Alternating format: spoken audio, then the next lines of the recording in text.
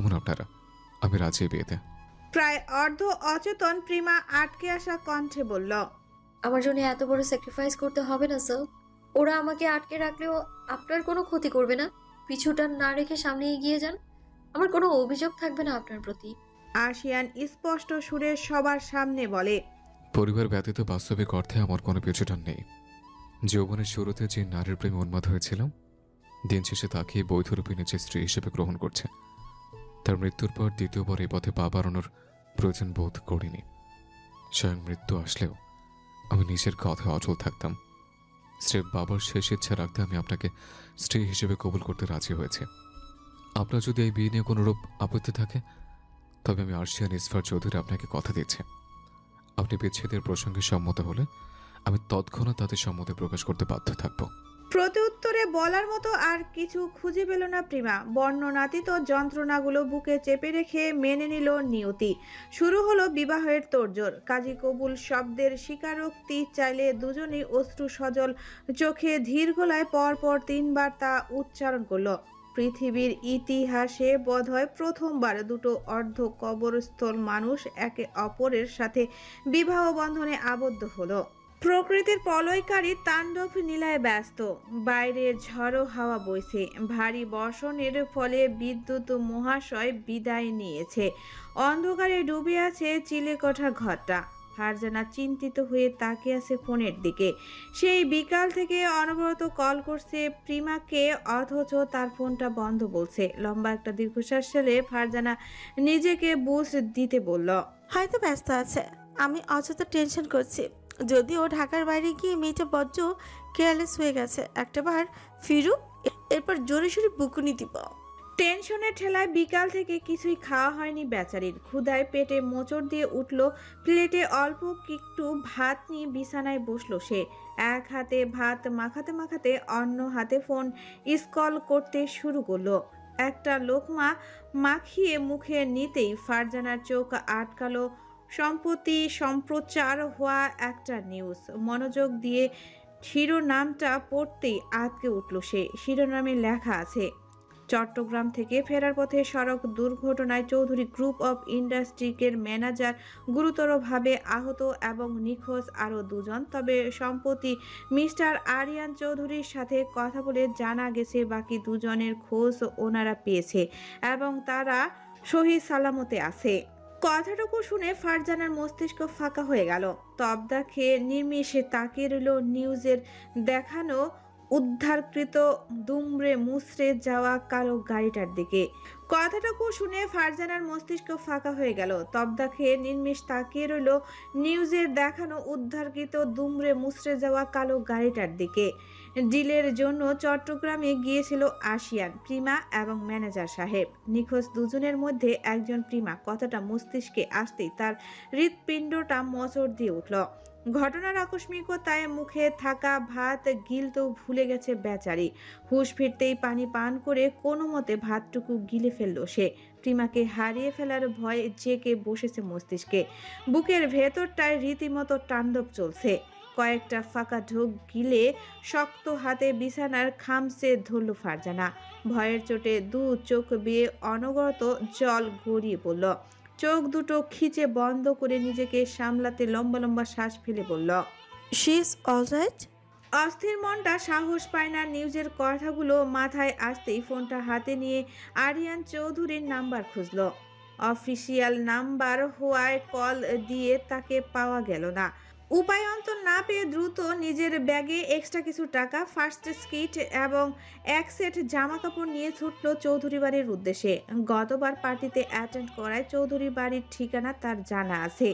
ঝড় বৃষ্টির রাতে গাড়ি পাওয়া মুশকিল হলেও উপরওয়ালার দয়ায় ফারজানা একটা সিএনজি পেয়ে গেল। ডাবল ভাড়া শুনতে হলেও সে দ্বিরুক্তি করল না। সিএনজি চৌধুরী বাড়ির গেটে এসে পৌঁছাতেই সে সিএনজির ওলাকে বলল, মামা 10 মিনিট দাঁড়ান এখানে, ভেতরে একটুখানি কাজ আছে আমার। আমি জাস্ট যাব আর আসব। এরপর আপনি আমাকে বাস স্ট্যান্ডে নামিয়ে দিন। আমি আপনাকে 3 ডাবল ভাড়া দেব প্রয়োজনে। ঝড়ো হাওয়া বইলেও বৃষ্টি নেই, এই জন্যই বৃদ্ধা সিএনজি ওলা 3 ডাবল ভাড়ার কথা শুনে আর অমত পোষণ করলেন না। বরং সান্দে রাজি হলেন। ফারজানা হুড়মুড়িয়ে সিএনজি থেকে নেমে চৌধুরী বাড়ির গেটে কড়া নাড়লেন। গার্ড তাকে আটকে দিয়ে প্রশ্ন করে, কে আপনি? কাকে চাচ্ছেন? ফারজানা ব্যাগ থেকে তার অফিসিয়াল কার্ডটা বের করে গার্ডদের দেখিয়ে বলল, আমি চৌধুরী গ্রুপ অফ ইন্ডাস্ট্রির একজন এমপ্লয়ি। আরিয়ান স্যারের সাথে কথা বলতে খুব দরকার আমার। প্লিজ একটু ভেতরে যেতে দিন। একজন গার্ড নির্বিকার স্বরে বলল, বাসায় কেউ নেই। ছোট ম্যাডাম অসুস্থ হয়ে পড়ায় ওনারা হসপিটালে আছেন। আপনি পরবর্তীতে অন্য কোনো সময় আসুন। ফারজানা হতাশা হলো, কি করবে বুঝতে না পেরে গার্ডকে বলল, আমাকে আরিয়ান স্যারের পার্সোনাল নাম্বারটা একটু দিন প্লিজ। গার্ড তৎক্ষণাৎ নাকচ করে বলল, দুঃখিত, আমাদের সেই অনুমতি নেই।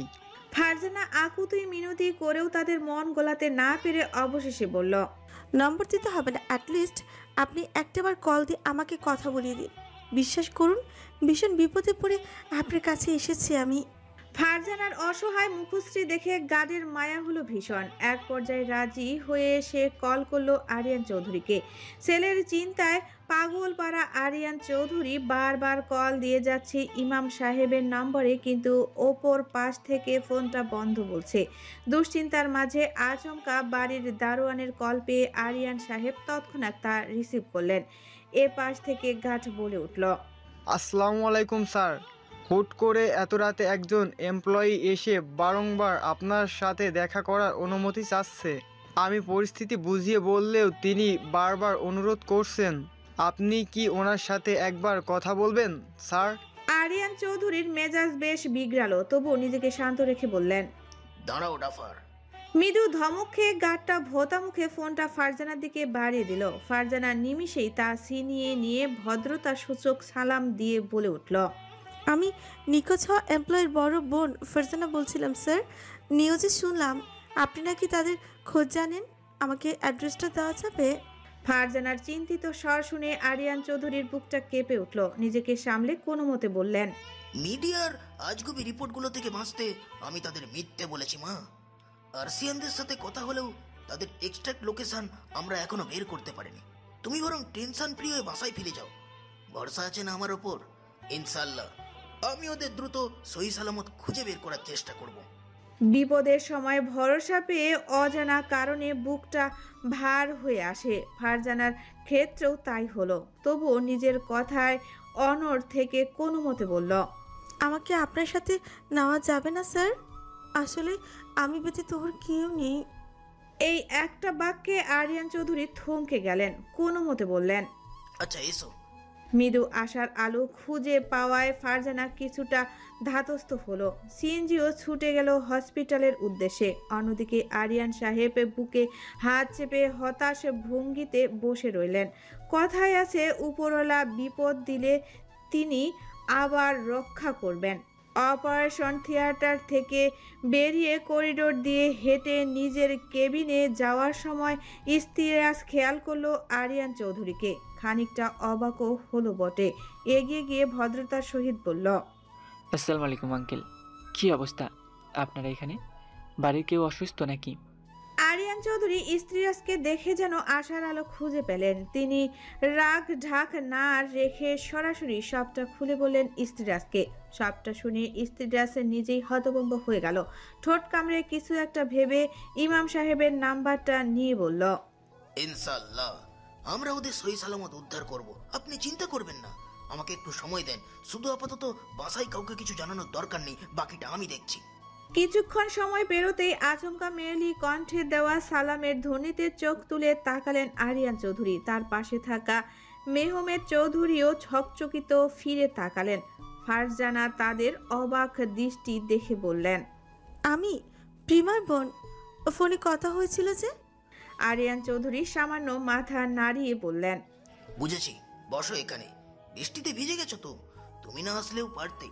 তোমার বাবা মা চিন্তা করবে না? গলার ভেতর কান্নারা দলা পাকিয়ে শব্দ রোধ করে ফেলল। বুঝে আসা কণ্ঠে কোনো মতে ফারজানা বলল, আমাদের বাবা মা নেই, আমরা এতিম। আরিয়ান এবং মেহমেদ চৌধুরী ব্যথিত নয়নে তাকালো তার দিকে। ফারজানার সাথে টুকিটাকি আলাপ করার মাঝে আচমকা ইস্তিরাজ এসে উপস্থিত হলো। আরিয়ান চৌধুরীর পাশে ফারজানাকে দেখে ভূত দেখার মতো চমকে উঠল। অস্পষ্ট সুরে বলল, আপনি এখানে? ফারজানাও হকচকিয়ে উঠে বলল, আপনি? আরিয়ান চৌধুরী ফারজানার পরিচয় জানাতেই ইস্তিরাজ চমকিত নয়নে তাকালো। বাড়তি কথা না বলে স্পষ্ট স্বরে জানালো, ওদের লোকেশন ট্যাগ করতে পেরেছি আমরা। আমি আমার স্পেশাল ফোর্সদের খবর দিয়েছি। ওনারা ইতিমধ্যে রওনা দিয়েছেন। আমাদেরও এখন যাওয়া উচিত। তারা কেউই আর দেরি করল না। মেহমেদ চৌধুরী সাথে আসতে চাইলে ইস্তিরাজ নিষেধাজ্ঞা জারি করে বলল, মেয়রিমার জ্ঞান ফিরলে আমাকে খুঁজবে। তাছাড়া বাসার কেউ জানে না ব্যাপারটা। একসাথে দুজন গায়েব হলে তাদের সন্দেহ বাড়বে।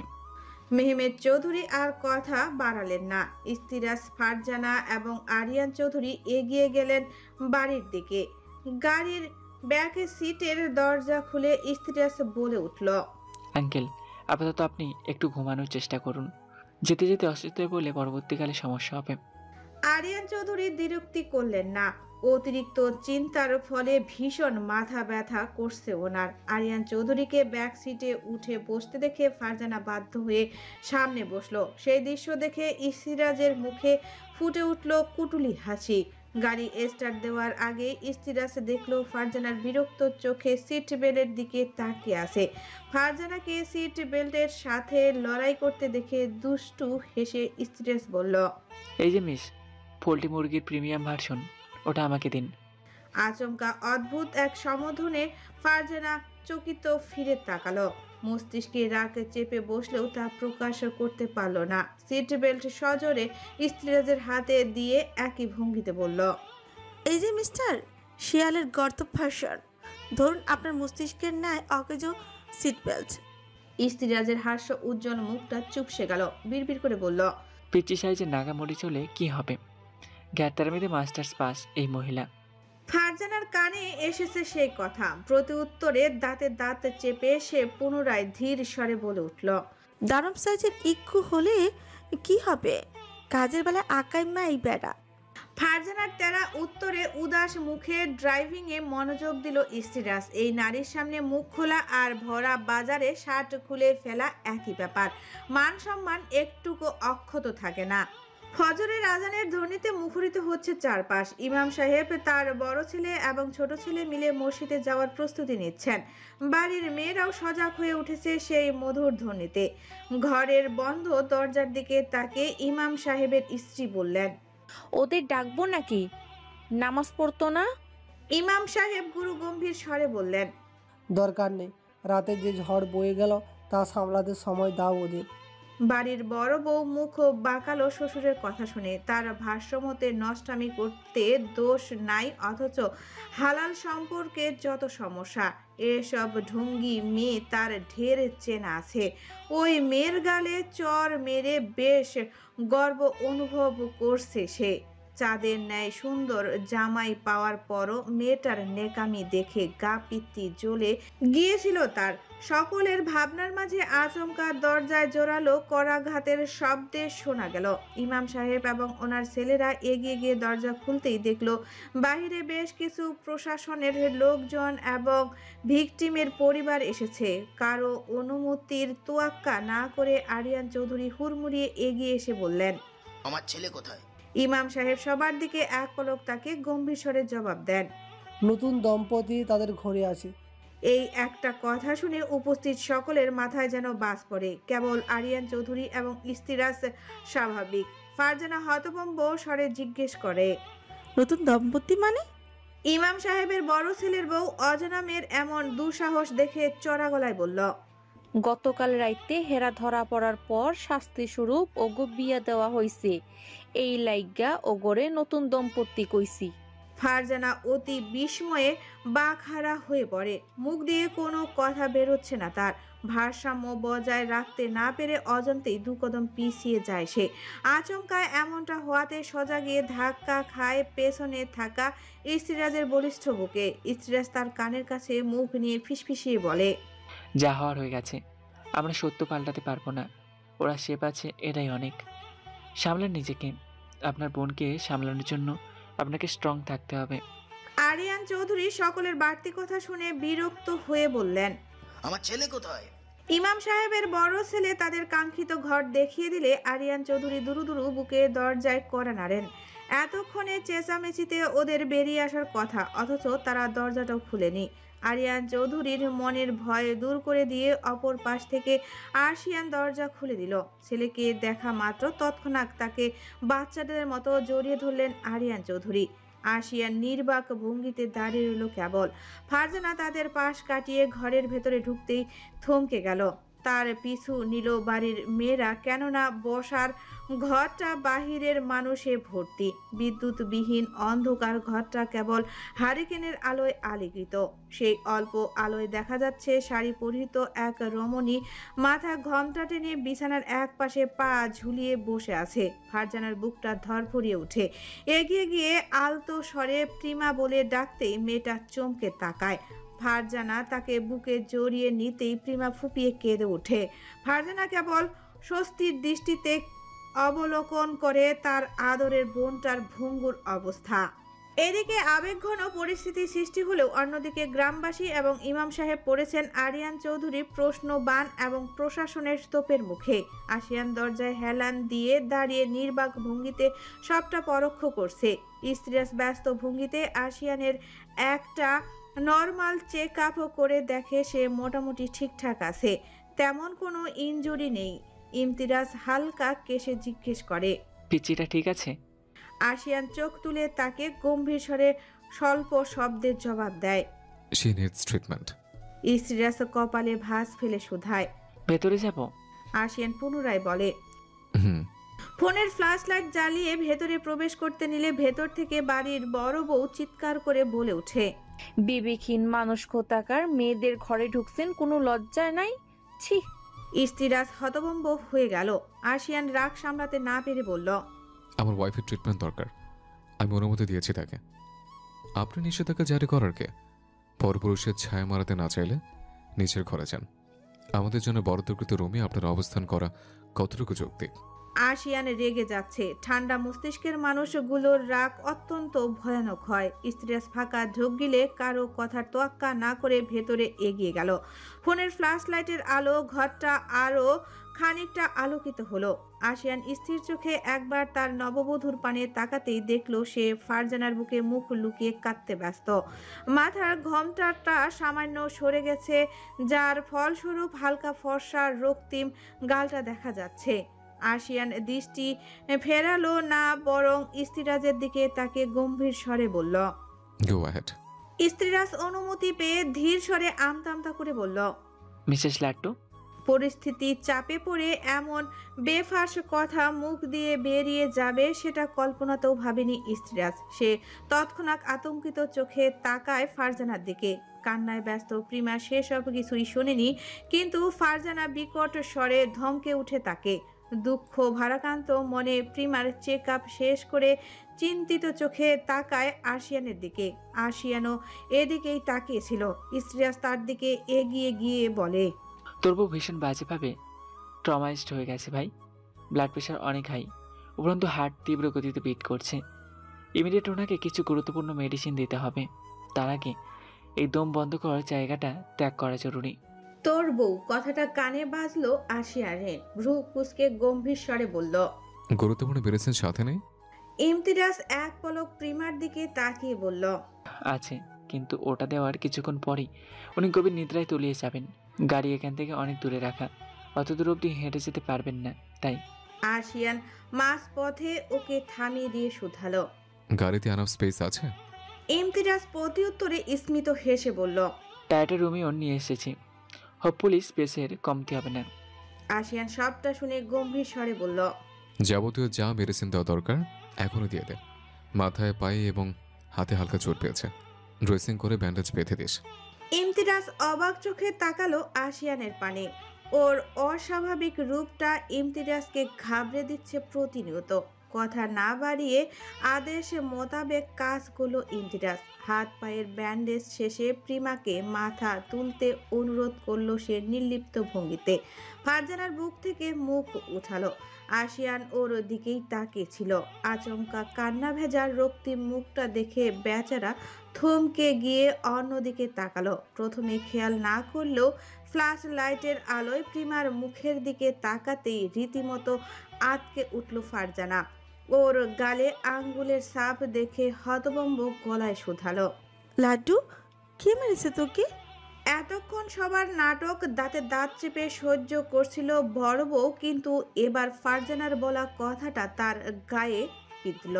সে রাগান্বিত স্বরে বলে উঠল, আমি মারছি আপনার ননির পুতুল রে? নষ্টামি করতে গিয়ে ধরা খাইলে কি আদর করতাম নাকি? মেয়েটার বলা প্রতিটা শব্দ ফারজানার মস্তিষ্ক গরম করার জন্য যথেষ্ট ছিল। আশিয়ান নিজেও চোখ বন্ধ করে রাখে, সামলাতে চেষ্টা করে। হীন অপমানসূচক কথা প্রিমার শরীরে কম্পন সৃষ্টি করে। ইসরাজ তার হাব ভাব দেখে বলে, রিল্যাক্স পিচ্ছি, মূর্খদের কথা গায়ে মাখতে নেই। যাদের সঠিক ধর্মীয় জ্ঞান থাকে তারা কখনো অপরজনকে কটু কথা বলতে পারে না। ফারজানা যথেষ্ট চেষ্টা করে নিজেকে সামলাতে। প্রিমাকে কাঙ্ক্ষিত ইনজেকশন দেওয়া শেষ হতেই মেয়েটা কিছুটা নিস্তেজ হয়ে ফারজানের উপরের শরীরে ছেড়ে দেয়।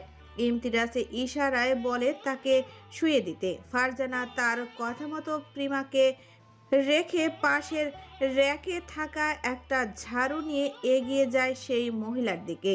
তার সামনে দাঁড়িয়ে সজোরে একটা থাপ্পড় বসাতে মহিলা হুমড়ি খেয়ে ফ্লোরে পড়ে। ইমাম সাহেবের বউ তা দেখে হায় হায় করে উঠলেও ফারজানা পাত্তা দেয় না।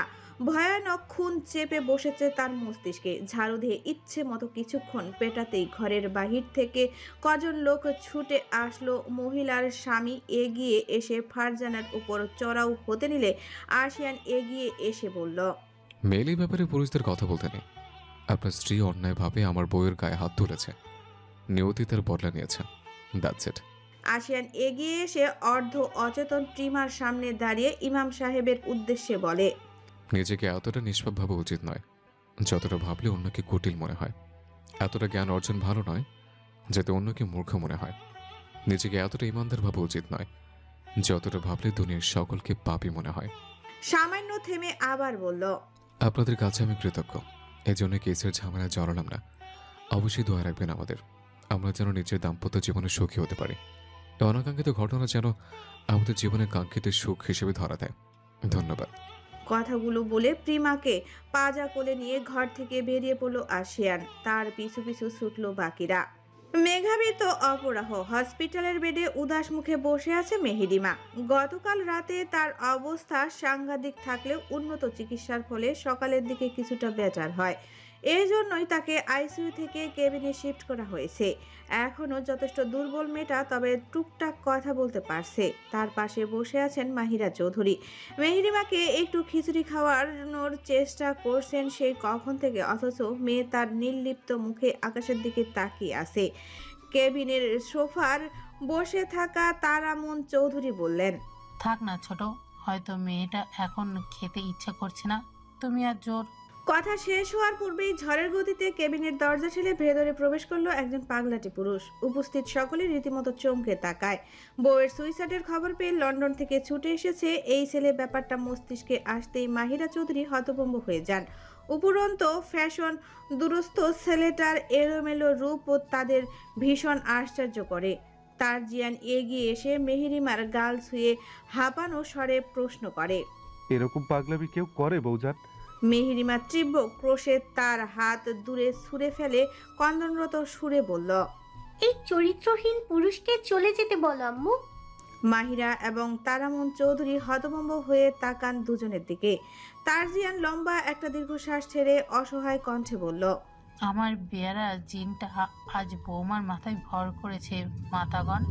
আপাতত জিনের তাণ্ডব দমনের জন্য আমার একান্ত সময় প্রয়োজন।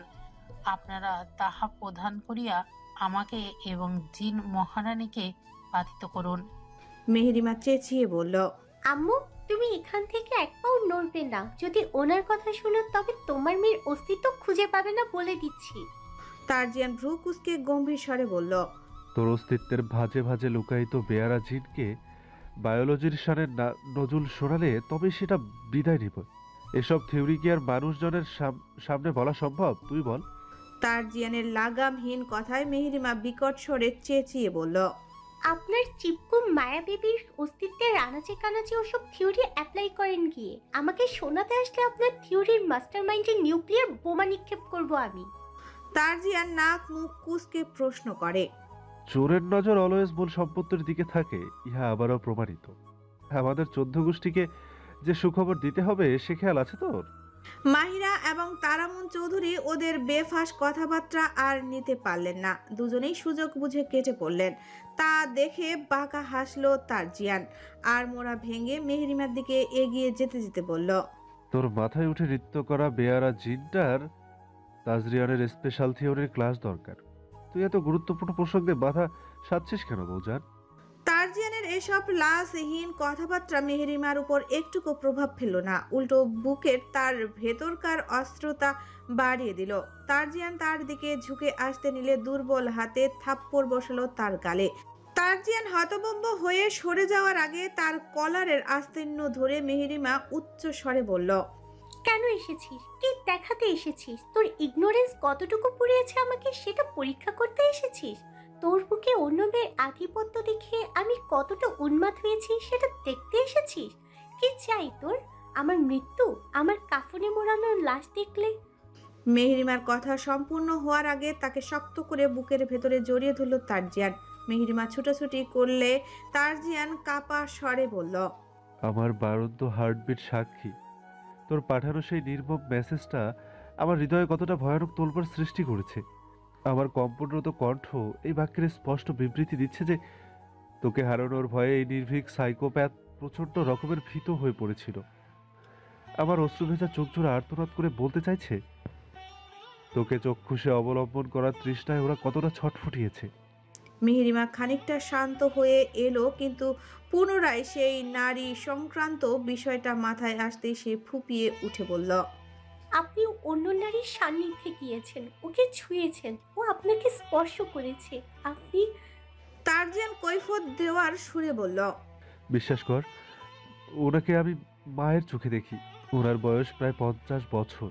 রাশিয়ান হওয়ায় ওনার বয়সটা ঠিক আইডেন্টিফাই করা যায় না। ওনার সাথে আমার পরিচয় হয়েছে ওনার ছোট ছেলের কারণে। বেচারা ব্লাড ক্যান্সারের রোগী, উপরন্তু তার বাবা নেই। এজন্যই চিকিৎসার দায়ভার সম্পূর্ণ আমি এবং ভাইয়া নিয়েছি। প্রতি মাসে নির্দিষ্ট সময় ওকে রক্ত দিতে হয়।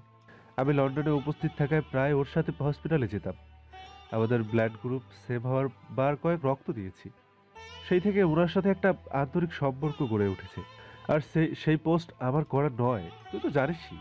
আমার সোশ্যাল মিডিয়া অ্যাকাউন্ট আমার পিএ হ্যান্ডেল করে। মজার ছলে এমন একটা ক্যাপশন দিয়েছে, নাথিং এলস বৌজান। মেঘাচ্ছন্ন সকাল।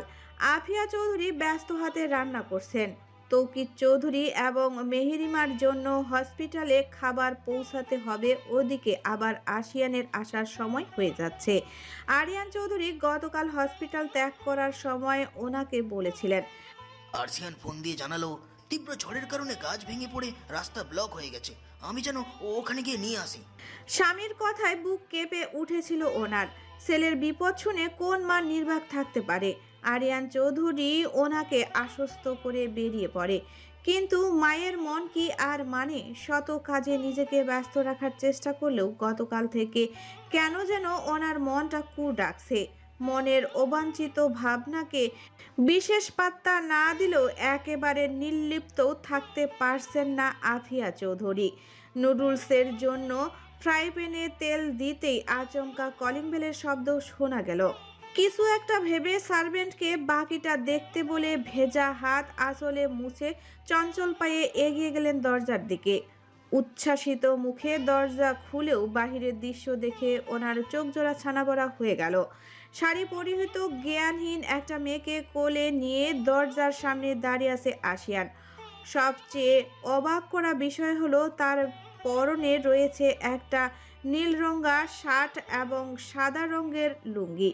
ছেলের নতুন অবতার দেখে রীতিমতো চমকে উঠলেন আফিয়া চৌধুরী।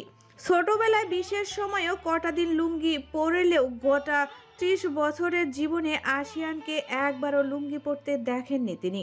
জড়াজড়ি করেও তাকে কখনো এই পরিচ্ছদ পরাতে সক্ষম হয়নি কেউ।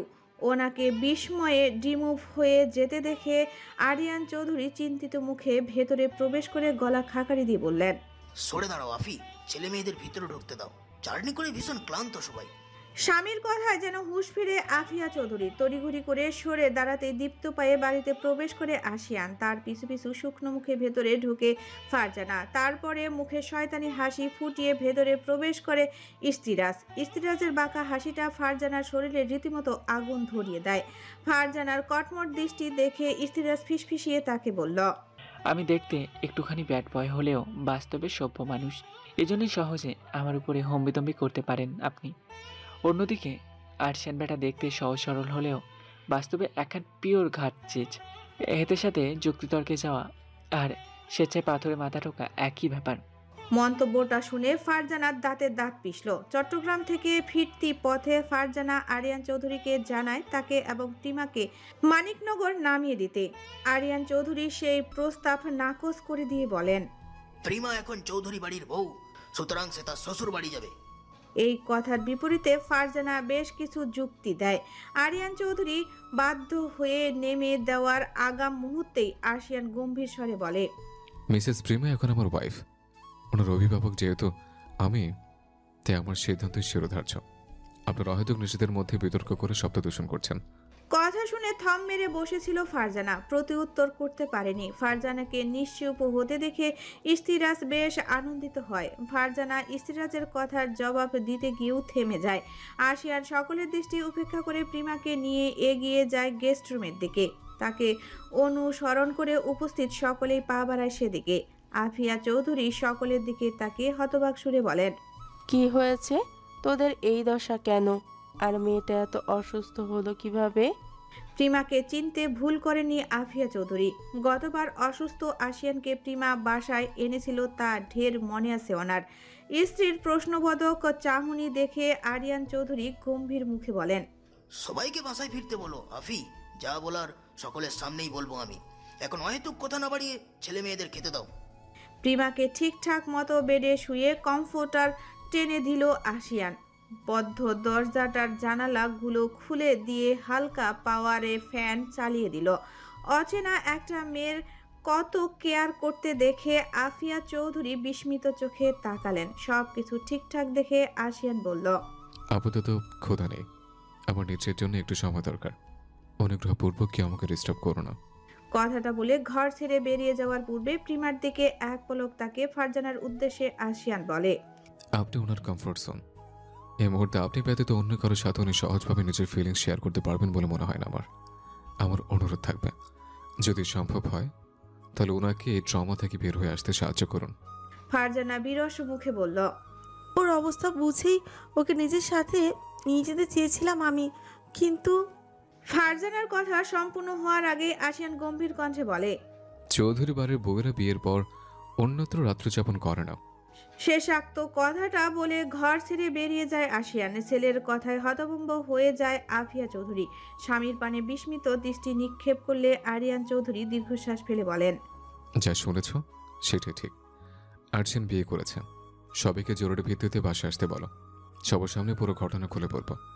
অপরাহের শেষ প্রহর। আশিয়ান বিয়ে করেছে খবরটা হসপিটালে পৌঁছানো মাত্র এক প্রকার জোর জবরদস্তি করে তৌকির চৌধুরী এবং মেহেরিমার ডিসচার্জ নিয়ে বাসায় ফিরেছে। হসপিটাল থেকে ফিরেই সকলে সমবেত হয়েছে আরিয়ান চৌধুরীর ঘরে। ছেলের অভিমানী দৃষ্টি এবং চাপা আক্ষেপ ধরতে পেরে আকস্মিক ভীষণ অসুস্থ হয়ে পড়েছেন আরিয়ান চৌধুরী। ওনার অবস্থা দেখে আফিয়া চৌধুরী ভয় পেয়ে গেলেও ইস্তিরাজ ওনাকে আশ্বস্ত করে। সবার কৌতূহলী দৃষ্টি দেখে লম্বা একটা দীর্ঘশ্বাস ফেলে পুরো ঘটনা খুলে বলেন আরিয়ান চৌধুরী।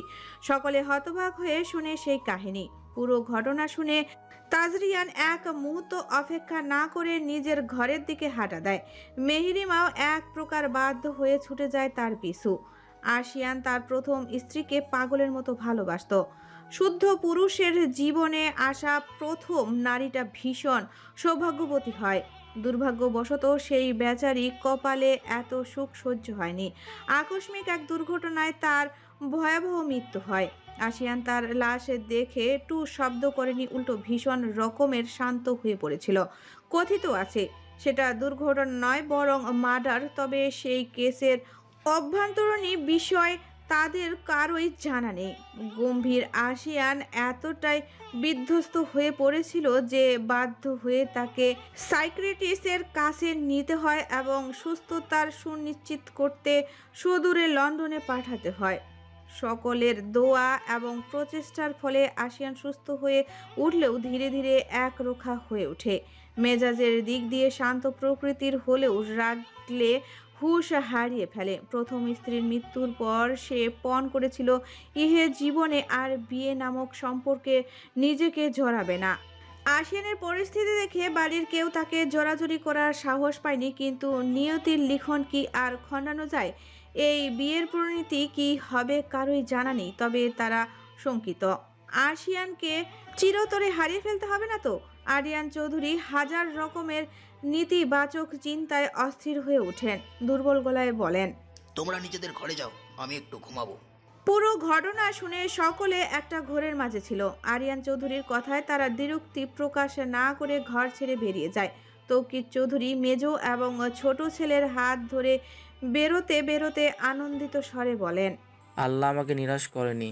তিনি আমার শান দাদু ভাইয়ের জীবনটা গুছিয়ে দিয়েছেন। আমার মন বলছে আরও এবার তোর ছেলেটার ঘরে শান্তি বসিতে হবে। সুখের আলোক ছটায় ঝলমলিয়ে উঠবে গোটা সংসার। ঘরে লক্ষ্মীর আগমন আমি বেশ টের পাচ্ছি। বাবার কথা শুনে আরিয়ান চৌধুরী স্লান হেসে বলেন, আমার ছেলেটার উপর এখনই জোরপূর্বক কোনো কিছু চাপিয়ে দিও না আব্বা। একটুখানি সময় যাক ওদের স্থির হতে। দুজনে আগে পরিস্থিতি বুঝে উঠুক, এরপর না হয় আমরা আমাদের মতামত দেব। তৌকির চৌধুরী মুখ ভার করে চললেন নিজের ঘরের দিকে। আরিয়ান চৌধুরী দীর্ঘ শ্বাসে ফেলে স্ত্রীর হাতটা মুঠোবন্দি করে অসহায় কণ্ঠে ডাকেন, আফি। মায়াময়ের ডাকটা আফিয়া চৌধুরীর অন্তর্কণ নাড়া দেয়। অভিমান থিতু হয়ে আসে। নিমিলিত দৃষ্টি জোড়া স্বামীর মুখপানে নিক্ষেপ করে বলেন, বলুন মহাশয়। স্ত্রীর কণ্ঠে অভিমান টের পেয়ে আরিয়ান চৌধুরী ধরা গলায় বলেন, তোমাকে টেনশন থেকে বিরত রাখতে মিথ্যার আশ্রয় নিয়েছিলাম আফি। একটা মাত্র সন্তান আমাদের, ওর বিপজ্জনক পরিস্থিতি বর্ণনা শুনে তুমি স্থির থাকতে পারতে? বলো, তোমাকে অসুস্থ অবস্থায় ফেলে যেতে আমার মন সাই দিত? বলো।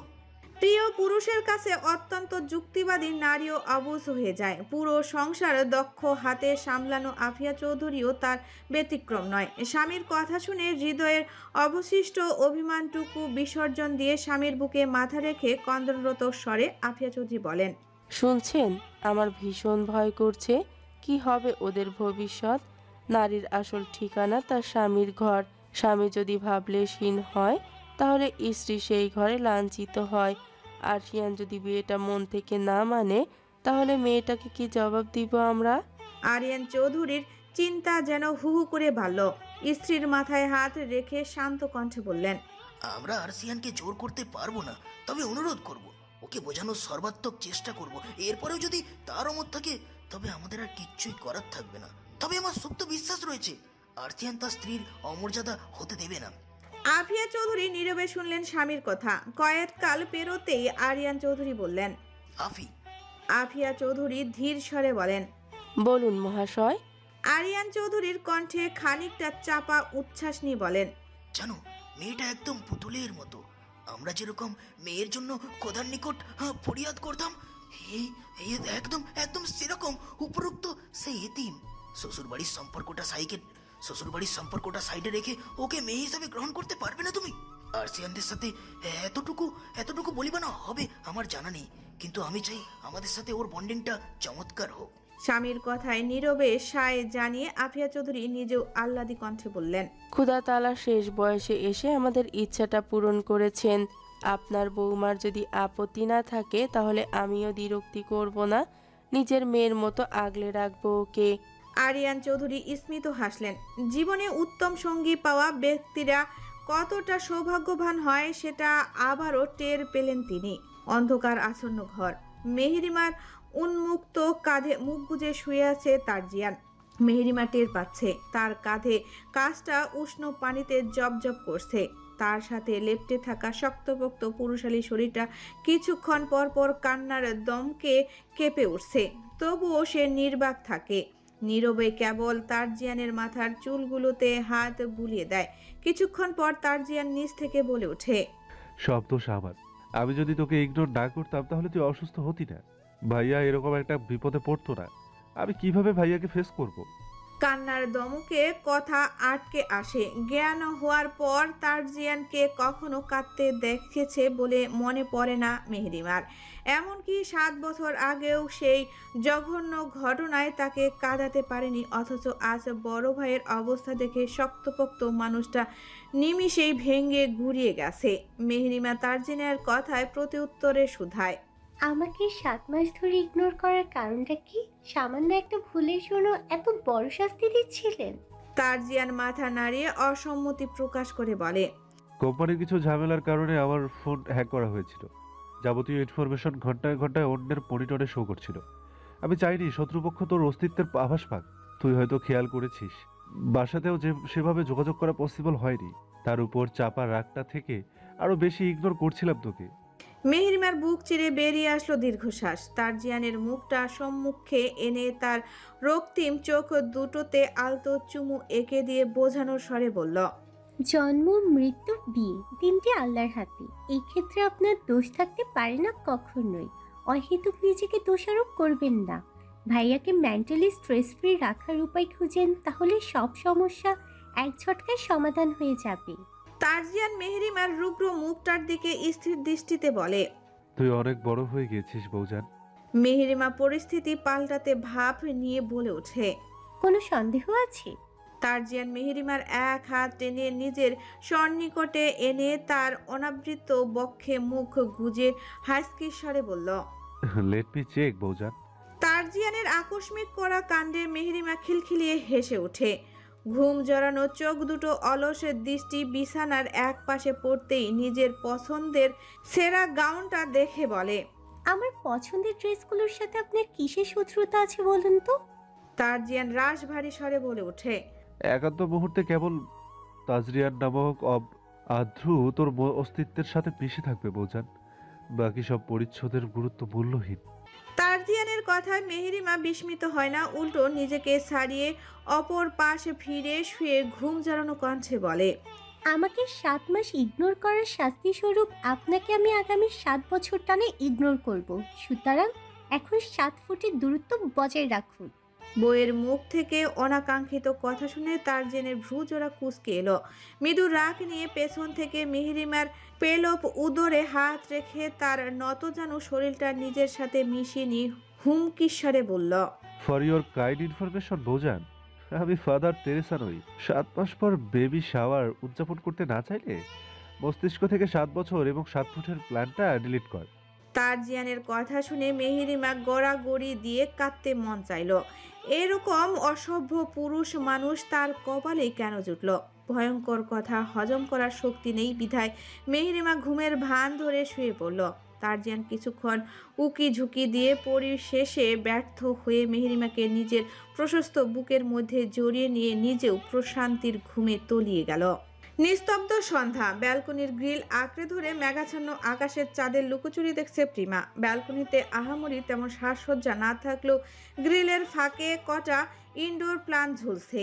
এই ব্যালকনির সবচেয়ে আকর্ষণীয় দৃশ্য হলো এটার সাথে এটাচ সিঁড়ি রয়েছে, যার মাধ্যমে খুব সহজে নিচে অবস্থিত সুবিশাল বাগানে যাওয়া যাবে।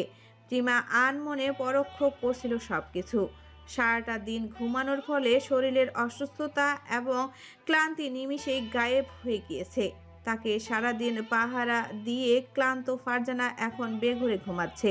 প্রিমার কল্পনার মাঝে বাত সাধল এক গমগমে পুরুষালী স্বর। নিচের দিকের সিঁড়ির কাছটায় দাঁড়িয়ে আরশিয়ান শীতল কণ্ঠে বলছে, আপনার অসুবিধা না থাকলে একটু নিচে আসবেন। প্রিমার হৃদয়টা থমকে যায়। সেই অনাকাঙ্ক্ষিত ঘটনার পর এই পুরুষটার মুখোমুখি হওয়া মাত্রই হৃদয়ের হৃদস্পন্দন তরতর করে বেড়ে যায়। অদ্ভুত অপরাধ বোধ জাগ্রত হয় মস্তিষ্কে। প্রিমা কেন যেন আশিয়ানের ডাক উপেক্ষা করতে পারল না। হলদেটে কামিজের ওড়নাটা শরীরের ভালো মতো জড়িয়ে ধীর পায়ে নেমে গেল নিচের দিকে। কদম বাড়ানোর সাথে সাথে বেলাগাম গতিতে বাড়তে থাকলো তার হৃদস্পন্দন। আশিয়ান নির্মিষে তাকিয়ে দেখলো প্রিমার আগমন। সে নেমে আসতেই আশিয়ান পুনরায় ধীর স্বরে বলল, বাগানের ভেতরের দিকটায় বসার জন্য চমৎকার একটা জায়গা আছে, আমরা সেখানে বসে কিছুক্ষণ কথা বলতে পারি? প্রিমার দৃষ্টি নত রেখে নরম স্বরে বলে, জি অবশ্যই। নৈশব্দে একত্রে কয়েক কদম এগিয়ে গিয়ে একটা বড়সড় দোলনার সামনে দাঁড়ালো তারা। প্রিমা চোখ ঘুরিয়ে দেখলো দোলনার পাশে বিরাট এক বেলি ফুলের গাছ আছে। সেই পুষ্পের সৌরভে বিমোহিত হয়ে ওঠে প্রিমার মন। আশিয়ান গলা খাকারি দিয়ে বলে, পাশাপাশি বসতে সমস্যা আছে? আরএসি ফিল হবে আপনার? প্রিমার সম্মুখে তাকিয়ে দেখে দোলনায় যথেষ্ট স্পেস আছে। দুজনে বসলেও তাদের মাঝে বিস্তর ফারাক থাকবে। প্রিমা মাথা নাড়িয়ে ধীর স্বরে বলে, না কোনো অসুবিধা নেই। অতঃপর প্রথমবারের মতো তারা দুজন পাশাপাশি বসলো। আশিয়ান নিশ্চুপ থেকে প্রিমাকে পর্যবেক্ষণ করছিল। প্রিমা সবকিছু ভুলে বেলি ফুলের সৌন্দর্য উপভোগ করতে ব্যস্ত। প্রিমার মুগ্ধ দৃষ্টি অবলোকন করে হাত বাড়িয়ে ফুল সহ একটা ছোট্ট ডাল ভেঙে প্রিমার কোলের উপর রেখে আশিয়ান বলল, আপনার অপলক চাহনিতে ওরা বিব্রত হচ্ছে মিসেস প্রিমা। আশিয়ানের কথায় কর্ণকুহর পৌঁছানো মাত্র লজ্জায় দৃষ্টি মিলিত হলো প্রিমার। আশিয়ান সেই দৃষ্টি দেখে স্মিত হেসে উঠল। পরিশেষে হেয়ালি বন্ধ করে কিছুক্ষণ পর গম্ভীর স্বরে বলল, আপনি আমাদের সম্পর্কটা থেকে কি আশা করেন? দাম্পত্য জীবন নিয়ে আপনার চাহিদা কিরূপ? প্রিমা তাচ্ছিল্য হেসে বলল, কাগজে কলমে নামধারী সম্পর্কে আশা নিরাশার ব্যাপারটা থাকে না। যদি বলেন দাম্পত্য জীবনের কথা, তবে আমি চেয়েছিলাম একজন শুদ্ধ পুরুষকে, যার হৃদয়ে কেবলমাত্র আমার জন্য একটুখানি জায়গা হবে, যার চোখ জোড়ায় আমি সীমাহীন সম্মান খুঁজে পাবো। পার্সোনালি আই বিলিভ দ্যাট একটা সম্পর্কে ভালোবাসার থেকেও সম্মানটা অধিক জরুরি। আশিয়ান ভীষণ মনোযোগ দিয়ে শুনল তার কথা। আজকালকার যুগে বাস্তবতা বুঝে এমন মেয়ে মানুষ খুব কম অ্যাকসেপ্ট করে। প্রিমার উত্তর শুনে বুকের উপরকার বোঝা কিছুটা হালকা হয় তার। আশিয়ান ধীর স্বরে বলে উঠল, আপনি আমার জীবনে আসার দ্বিতীয় নারী। সূর্য সাপটে বলতে এই সম্পর্কটাকে আমি অস্বীকার করছি না, তবে আপনাকে দায়িত্ব ব্যতীত অন্য কিছু ভাবতে পারছি না। এতটুকু বলে আর চোখে প্রিমার মুখ পানে তাকালো আশিয়ান। মেয়েটার দৃষ্টি স্বাভাবিক, কিন্তু এক হাতে খামচে ধরে রেখেছে অন্যার এক অংশ। আশিয়ান দীর্ঘ শ্বাস ফেলে পুনরায় বলে, স্বামী, সংসার, দাম্পত্য জীবন, এই বিষয়গুলো ঘিরে আপনার এক্সপেকটেশন থাকাটা ভুল নয়, তবে আপনার সমস্ত স্বপ্নগুলোকে প্রাধান্য দিতে পারবো কিনা তা নিয়ে আমি যথেষ্ট সন্দিহান। আমি আপনাকে কখনোই অসম্মান করব না, তবে ভালোবাসবো এমন প্রতিশ্রুতিও দিতে পারবো না। বদ্ধ কামরায় আমরা একসাথে থাকলেও আমাদের মধ্যে স্বামী স্ত্রী সুলভ কোনো সম্পর্ক আদতে কখনো পূর্ণতা পাবে কিনা সেটা নিশ্চয়তা আমি আপনাকে দিতে পারবো না। প্রিমা আর মনে কিছু একটা ভেবে তাচ্ছিল্য হাসলো। আশিয়ানের রক্তিম চোখ জোড়ার দিকে দৃষ্টিপাত করে বলল, দায়িত্বের মুখোশ থেকে বেরিয়ে প্রকৃতপক্ষে স্বামী হওয়ার চেষ্টা করবেন কখনো? আশিয়ান অন্যদিকে দৃষ্টি নিক্ষেপ করে দীর্ঘশ্বাস ফেলে বলল, প্রচেষ্টা থাকবে। প্রিমার অধর কোণে মিষ্টি হাসি ফুটে উঠল। সে ধীর কণ্ঠে বলল, তবে আমিও একটা শেষ সুযোগ দিতে চাই সম্পর্কটাকে। দেখা যাক পরিশেষে নিয়তি কোথায় নিয়ে গিয়ে দাঁড় করায়। আশিয়ান মাটিতে পড়ে থাকা নষ্ট বেলি ফুলের দিকে দৃষ্টি তাক করে শুধায়, সুযোগের সময়সীমা কতদিন? প্রিমা স্মিত হেসে বলল, আমৃত্যু। আশিয়ান হতবাক চোখে তাকিয়ে অস্পষ্ট সুরে বলে, সুযোগের সময়সীমা আমৃত্যু নির্ধারণ করার কারণ, যদি এই সম্পর্কটা কেবল দায়িত্বের বেড়াজালে আবদ্ধ থাকে এবং আমৃত্যু আমাদের সংসার না হয় তখন? প্রিমা নির্বাক সুরে বলে, নাইবা হলো সংসার, অন্তিম সময়ে গিয়ে আমার লাশের খাটিয়া বহন করার জন্য একটা কাঁধ অন্তত থাকবে। বেওয়ারিশ লাশ হিসেবে শেষকৃত্য সম্পন্ন হবে না, এটাই আমার জন্য সর্বশ্রেষ্ঠ প্রাপ্তি। আশিয়ান হতবাক সুরে বলল, আপনার নির্মম কথাগুলো শুনে আমি বিস্মিত হচ্ছে। প্রিমা আলতো হেসে বলল, নিষ্ঠুর বাস্তবতার সহজাত বৈশিষ্ট্য হলো মানুষকে বিস্মিত করা। আমার একটা অনুরোধ আছে, রাখবেন? আশিয়ান দীর্ঘশ্বাস ফেলে বলল, বলুন। প্রিমা ভাবশীলীন গলায় বলল, যতদিন আমাদের সম্পর্কটা কেবল দায়িত্ব নামক বেড়াজালে আবদ্ধ থাকবে, ততদিন নিজের দায়িত্ব আমি নিজেই নিব। অর্থাৎ আমার ভরণ পোষণের দায়িত্ব স্বয়ং আমার। আপনার কোম্পানিতে চাকরি না থাকলেও অসুবিধা নেই, আমি অল্টারনেটিভ ওয়ে খুঁজে নেব। আশিয়ান ক্ষণে ক্ষণে বিস্মিত হচ্ছে। সে নীরবে মাথা নেড়ে সায় জানিয়ে বলে, ঠিক আছে, তবে আমার বিয়ে হিসেবে আপনার চমৎকার দায়িত্ববান একজন মানুষ। আপনাকে হারাতে চাইছি না। প্রিমা স্মিত হাসলো কেবল। প্রশ্ন ফুরিয়ে যাওয়ায় আশিয়ান নিশ্চুপ রইল। আচমকা বাগানের দেওয়াল ঘেঁষে দাঁড়িয়ে থাকা বিশালাকার কাঠ গোলাপের গাছ দেখে একটা ফুল পড়ার প্রিমা দোলনা থেকে উঠে সেটা তুলতে গেল। প্রিমার দিকে দৃষ্টি নিক্ষেপ করতে আকস্মিক কিছু একটা চোখে পড়ল আশিয়ানের। চোখ বুজে অস্পষ্ট সুরে আওড়ালো, ওহ শিট।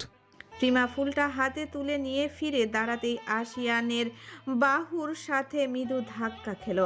আশিয়ান ব্যস্ত ভঙ্গিতে তার বাহু টেনে ধরে দোলনায় বসিয়ে বলল, আপনি 10 মিনিটের মতো দোলনা একটু বসান, একদম নাড়বেন না।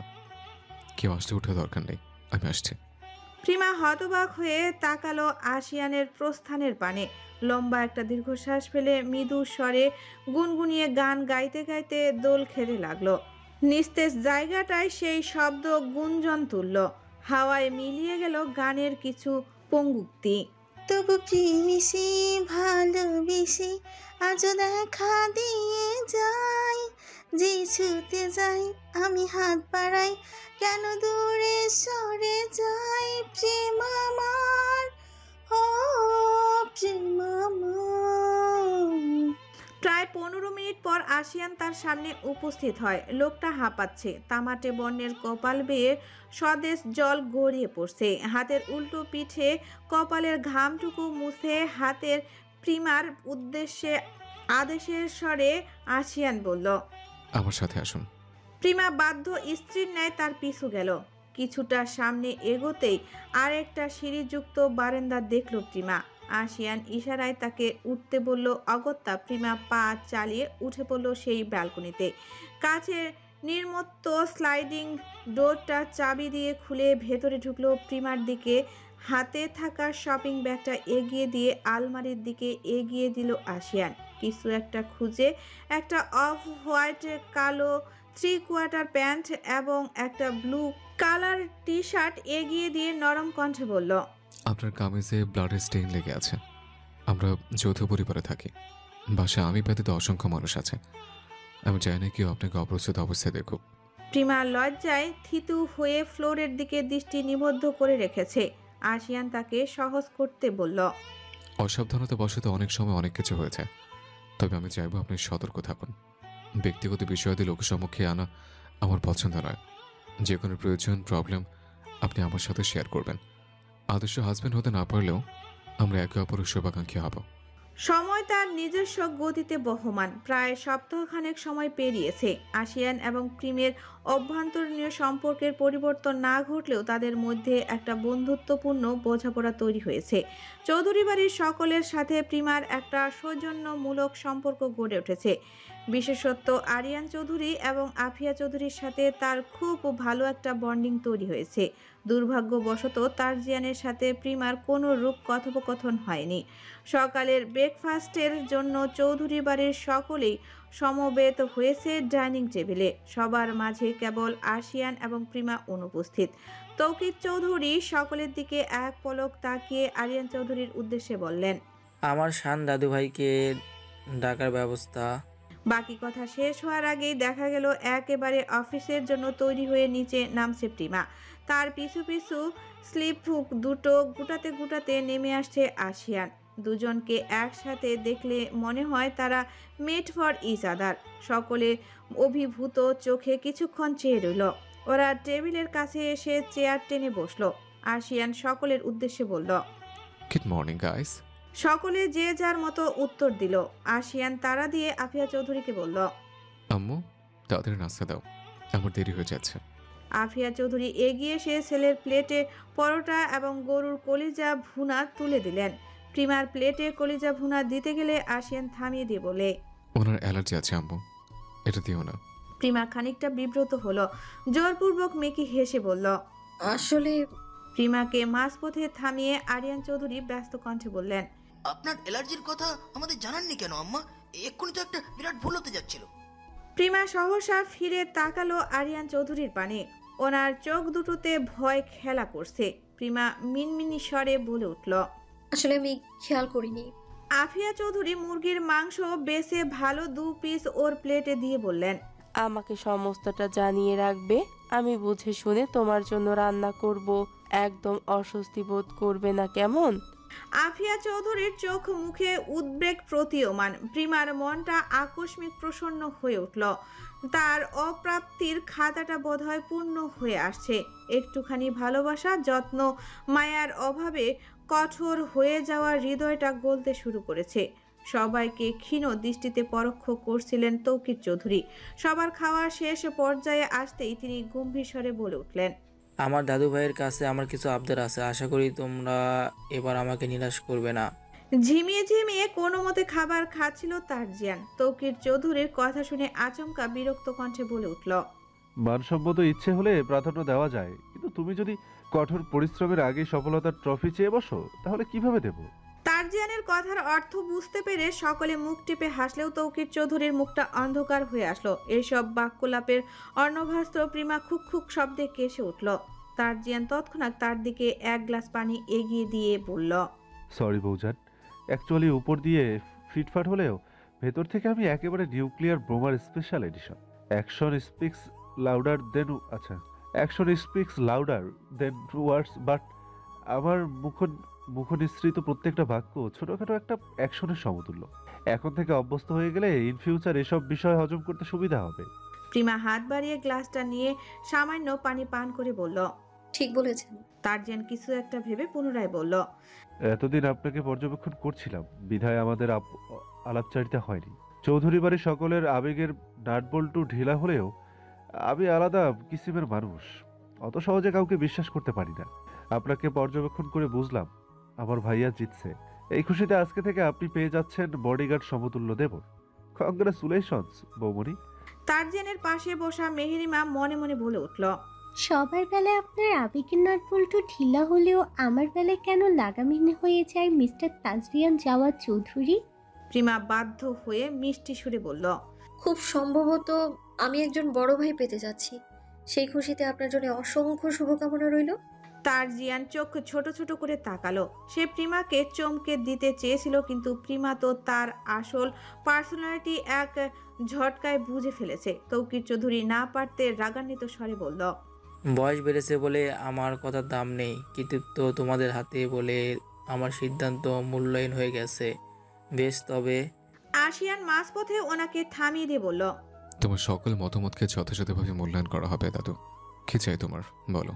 তৌকির চৌধুরী তারজিয়ানের দিকে আর চোখে একবার তাকিয়ে বললেন, আমি তোমাদের জন্য শ্রীমঙ্গলে একটা রিসোর্ট বুক করছি। আমি চাই তোমরা কিছুদিন নিজেদের মতো ঘুরে আসো।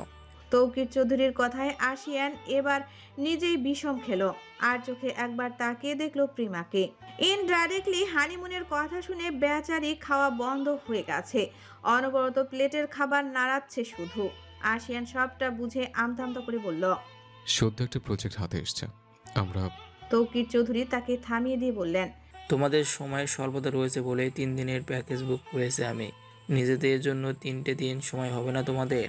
আশিয়ান হার মেনে দীর্ঘশ্বাস ফেলে বলল, ঠিক আছে, টাইম, ডেট অ্যান্ড লোকেশন জানিয়ে দিও। তারজিয়ান এক পলক মেহেরিমার দিকে অদ্ভুত দৃষ্টিতে তাকালো। বেচারি শিউরে উঠে অন্যদিকে দৃষ্টি নিক্ষেপ করলো। তারজিয়ান হামি তুলে অস্পষ্ট সুরে বলল, আমিও হানিমুনে যেতে রাজি আছি, থ্যাঙ্কস ফর দ্য স্পন্সর। এরকম সোজাসাপটা কথায় সকলে একটু বিব্রত হলো। চুপচাপ খেয়ে দিয়ে আশিয়ান এবং প্রিমা বেরিয়ে পড়লো অফিসের উদ্দেশ্যে। চৌধুরী গ্রুপ অফ ইন্ডাস্ট্রিজের গেট পেরিয়ে পার্কিং লটের দিকে এগিয়ে গেল আশিয়ানের রলস রয়েল গাড়িটা। গাড়ির থামতেই এক গাদা গুরুত্বপূর্ণ ফাইল হাতে গাড়ি থেকে নেমে দাঁড়ালো প্রিমা। আশিয়ান গাড়ি লক করে এসে ব্যস্ত কণ্ঠে বলল, লেটস গো মিসেস প্রিমা। আজকে ভালোই ব্যস্ততা আছে, মিটিংয়ের আগে একটু রিমাইন্ডার দিয়েন। স্পিচটা রেডি হয়েছে? সম্বোধনটা শুনে প্রিমা একটু থমকায়। ইতিউতি চেয়ে লজ্জা লুকানোর বৃথা চেষ্টা করে ঝটপট কণ্ঠে বলল, আপনি এডিট করতে বলার পর সংশ্লিষ্ট জায়গাগুলো পরিবর্তন করেছি। এন্ডিংয়ে খুব সুন্দর একটা ফিনিশিং দেওয়া হয়েছে। প্রিমার লজ্জারুণ মুখটা দেখে মৃদু হাসলো আশিয়ান। কিছু একটা ভেবে ফোনটা বের করে চটপট স্ত্রীরাজকে একটা মেসেজ পাঠালো। পার্কিং এরিয়া থেকে বেরিয়ে অফিসের দিকে এগিয়ে যেতে যেতে প্রিমার কথা শুনে আশিয়ান বলে উঠল, দ্যাটস গ্রেট। ফার্স্ট আওয়ারে ওটা আমার কেবিনে রেখে আসবেন। প্রিমা ক্ষীণ স্বরে সম্মতি জানিয়ে এগিয়ে গেল অফিসের দিকে। এন্ট্রান্সে প্রবেশ করতে আকস্মিক জোরালো হাওয়ার তোপে প্রিমার হাঁটু অবধি লম্বা খোলা চুলগুলো এলোমেলো ভঙ্গিতে উড়ে আশিয়ানের বক্ষে এবং বাহুতে লেপ্টে গেল। প্রিমা তৎক্ষণাৎ ওগুলো সরিয়ে আনতে নিলে আশিয়ান গম্ভীর স্বরে শুধায়, চুল ভেজা কেন আপনার? প্রিমা আমতা আমতা করে বলে, হেয়ার ড্রায়ারটা নষ্ট হয়ে গেছে, সকালে উঠে গোসল দিলেও ঘন চুলের জন্য পুরোপুরি শুকোয়নি। কথাটুকু বলেই চুলগুলো খপা করতে নিলে আশিয়ান বলে উঠল, ভেজা চুল বাঁধার দরকার নেই। আজকে আপনার ডেস্কে বসতে হবে না। অফিসের যাবতীয় কাজ আমার কেবিনে বসে করবেন। প্রিমা মাথা নাড়িয়ে সায় জানালো। আশিয়ান প্রিমার স্টেজ অ্যান্ড সিল্কি চুলগুলো দেখে আনমনে বলল, মাশাআল্লাহ। দুজনে অফিসিয়াল আলাপ আলোচনা করতে করতে লিফটে প্রবেশ করলো। লিফট কাঙ্ক্ষিত ফ্লোরে এসে থামতেই আচমকা সামনে ফ্লোয়ার বুকে দেখে প্রিমা একটু হকচকিয়ে গেল। ম্যানেজার সাহেব ফ্লোয়ার বুকেটা আশিয়ানের দিকে এগিয়ে দিয়ে বললেন, congratulation on getting married sir. বিয়ের দুদিন পরই আশিয়ান তার সোশ্যাল অ্যাকাউন্টের ম্যারিটাল স্ট্যাটাস চেঞ্জ করে। ফলস্বরূপ কোনো রকমে আনুষ্ঠানিকতা ছাড়াই পুরো দুনিয়া জেনে যায় তার বিবাহের খবর। আশিয়ান স্মিত হেসে বুকেটা হাতে নিয়ে গম্ভীর স্বরে শুধালো, আপনার ছোটটার কি অবস্থা? এখন সুস্থ? ম্যানেজার সাহেব কৃতজ্ঞতার হাসি দিয়ে বললেন, জি স্যার, আলহামদুলিল্লাহ।